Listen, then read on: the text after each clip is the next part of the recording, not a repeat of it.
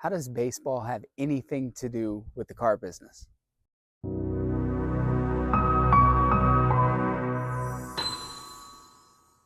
Hey guys, I'm Brandon and this is Next Gen Sales Training. I think baseball and the car business have a lot in common. Today, we're going to break down the car sales process in 4 steps or 4 bases. So what do we consider the first base? How do you get to first base? I think it goes from the greeting on to building rapport and a little bit of investigating. If you can get great rapport, it increases your chances of getting a car deal down the line tremendously. So what does it take to get a little bit of rapport with a customer?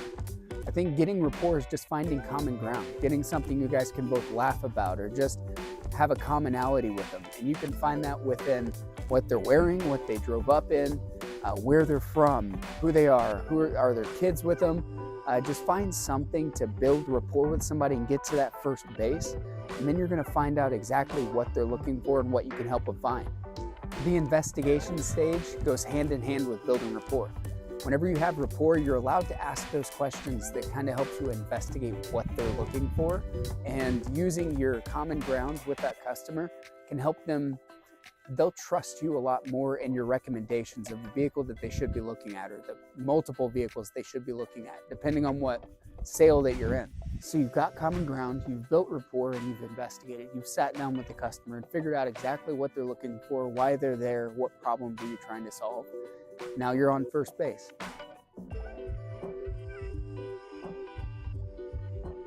You're on first base. How do you get to second base? Getting to second base is taking them out onto the lot, finding the right car, and then selling the vehicle. So with selling the vehicle, what you're doing is you're displaying that thing perfectly. You're pulling it out of the row.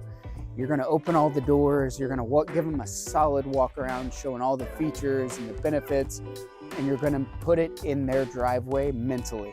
So every time that you're doing your investigation while getting to first base, you're gonna find out what problems that you're trying to solve. So when you're trying to solve problems, it gives you ammo down the line when you're doing your walk around and your display, you're selling the vehicle. You're able to hit those pain points with them and explain why your solution solves their problem. Now, when I say pulling the vehicle out of the row, what that means is you're gonna make sure that you get in that vehicle first, pull it out of the row and park it downrange. So you're gonna park it away from every other vehicle so you're singling it out. Then once you open those doors, you're gonna do a great walk around with them, showing them each one of the features, not every single one. So keep in mind that you don't wanna overload the customer with too much information. You just wanna explain the hot buttons that they have. So if they absolutely hated that their seats weren't leather, and this one has leather, you're able to point out and say, gosh, isn't it so nice that this vehicle has leather seats, so you don't have to worry about anything when you're going to clean it up down the line, or the condition of it long term is a lot better whenever you have leather, not to mention the resale value on the car because it has leather interior. Each one of the features you're gonna hit just like that. You're gonna explain the benefit of that feature, and then that customer is gonna just fall in love with the vehicle itself. So you've taken your customer from the showroom or from your desk and taken them out onto the lot, and you have a car pointed down range, pulled out, displayed perfectly so they can fall in love with it. And then you're gonna explain why it fits all of their needs, their wants, everything that they're looking for is right here and you're showing it to them. So you're gonna help them fall in love with that vehicle.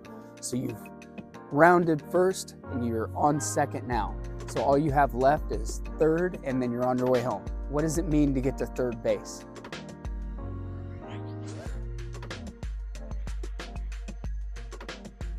Hey guys, if you're enjoying this video, give it a thumbs up, give it a share, like it, make sure that everybody you know knows that this company exists. You got a little bit of a lead off on second, so you're heading towards third base, and in doing so, you're able to assume a test drive. I think getting the test drive and what you accomplish on that test drive, that's what gets you to third base. So from second to third is leaving the lot, going on your drive, and getting back to the dealership.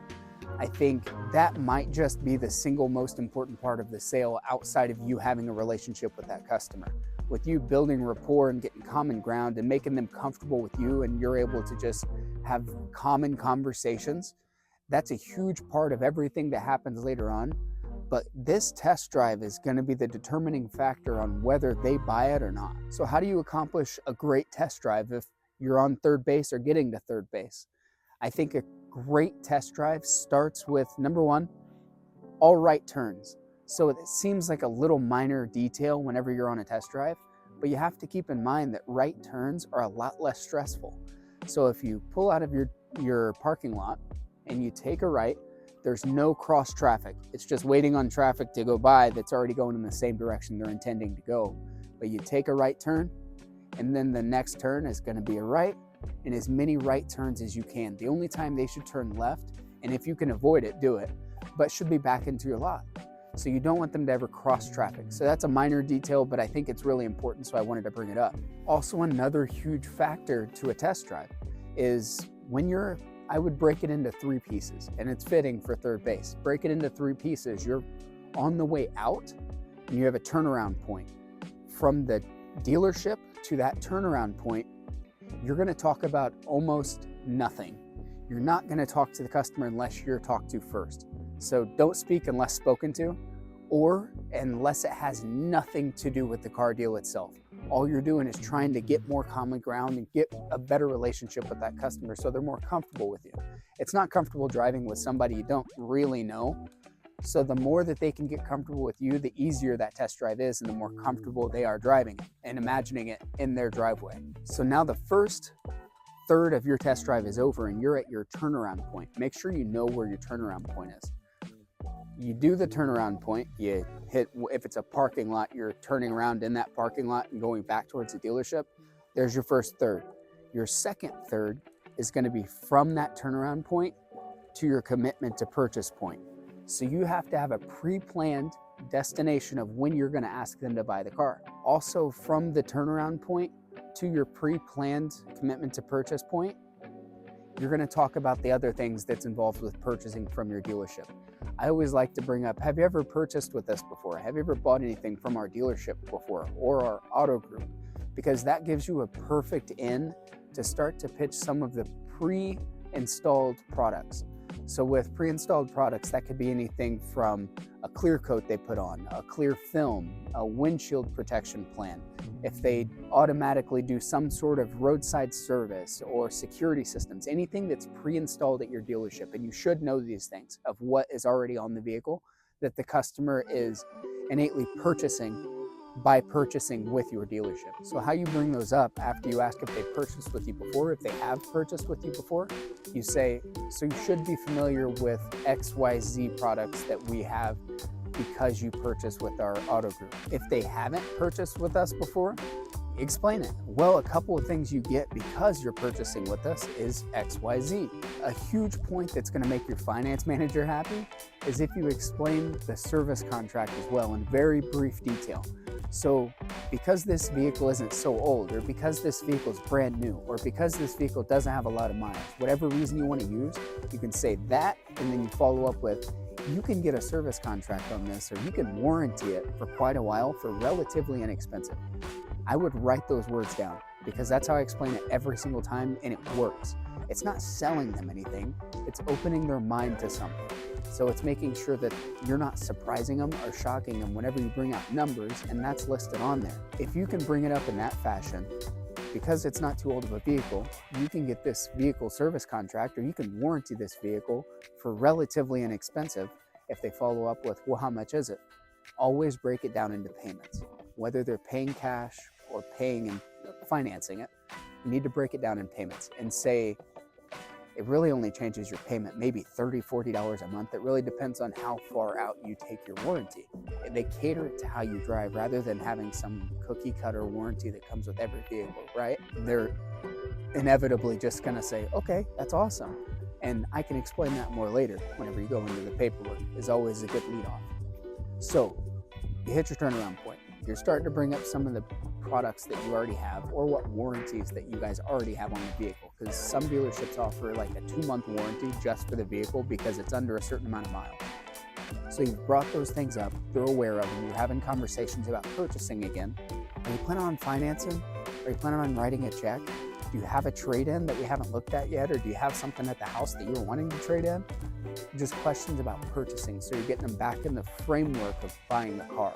Once you've asked those questions and they're back in the framework of buying a car and back into the realization, oh gosh, I'm about to buy a car, that's when it's time to ask them to buy it. They will not just fold on you. I very, very rarely have had that happen with customers. Obviously, sometimes they'll come in and they already know what they want to buy. They know what they're getting for their trade. It's kind of an already set deal. But most of the time, you have to tactfully ask them to purchase the vehicle. And it's not anything to be afraid of. It's just something you have to do. How can you phrase this from, again, we're going from second base to third base. All of this is accomplishing what you need to accomplish between those two bases. First base, you're getting to rapport, investigating, finding out what they need out of a vehicle. From first to second, you take them out there, you do a walk around and selling the vehicle, making sure they absolutely love it. It's everything that they need. You're on the demo now. Don't forget that. So whenever you ask them to purchase the vehicle, how you should phrase it is, it looks like this is the perfect one. Is this the one you want to go with? That's all I do. It doesn't have to be, well, you can park it in the sold row, or if we can get the figures right, is that where you want to buy it? Or if we can get the figures right, is there anything else keeping you from purchasing the car? It just sounds so salesy. It's not how I talk. So when I make it more of a natural conversation and I just say, well, it seems like this is the perfect one. Is this the one you want to go with? It rolls out. It's just normal. Sounds like this is the perfect one. Is this the one you want to go with? A lot of the time they'll say yes. If you know exactly what they're looking for and you fit the budget, the features that they're looking for, they absolutely fell in love with it, you sold the crap out of it, they're gonna say yes. If they say yes, then whenever you get back onto the lot, just as a side note, your commitment to purchase point should be right before you turn back into your parking lot. So not on the road right there, but maybe I'd say a minute before you get back. That way it's on their mind and it's an easy transition into, you could just park it up front or wherever you wanted to park it. And they're not just parking it back in the spot where they pulled it out from. So you've asked, so it seems like this is the perfect one. Is this the one you want to go with? And they say yes. Then pull it up to the front and you're on third base. So you're there. So let's go into the scenario where they say, no, I don't think it is. Find out why not. So if they say, no, I want to keep looking, or I don't like the way this drives. You got to start over again. You're backtracking. You need to go back to second base and get to third, and you need to, well, almost back to first to second and find out, what are we missing here? What are you still searching for that you didn't find in this vehicle? Find out those things and just start to pull them out so you can overcome, it's not objections, but overcome those stopping points.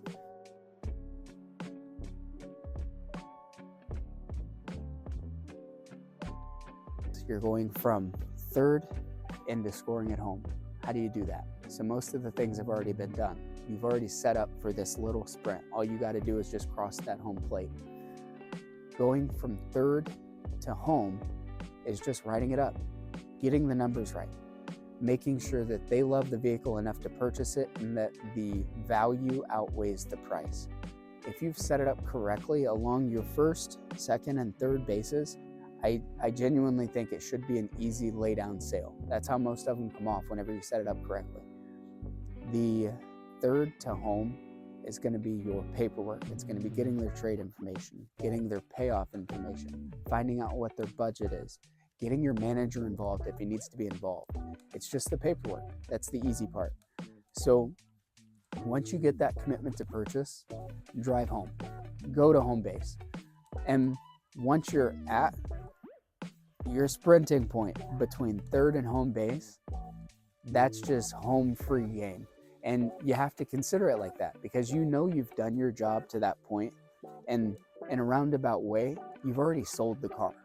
You from first to second to third, you're already done selling. Now you're just finishing the sale. And just make sure to be prompt, make sure that they feel comfortable buying from you, and make sure you've asked the right questions. If there's somebody that's not there that's going to be on the purchase, you need to cross that well before you get from third to home. Do you see what I'm saying there? There's a lot of things that need to be accomplished within that turning point that if you haven't accomplished, it could keep you from scoring. You could be out at third. We will go into closing techniques. We'll go into paperwork techniques and how to go through a full write-up. I wanted to get through to you guys on the point of setting up that sale. From first to second to third to home should be an easy sprint. It's just a straight run, no turning involved. Again, thank you guys very much for watching. We always appreciate it. Make sure to like, share, and subscribe. And if there's anything you guys want to know about or anything you want me to talk about, I'd be happy to make a video on it. Just shoot me a comment, shoot me a message, and thanks again.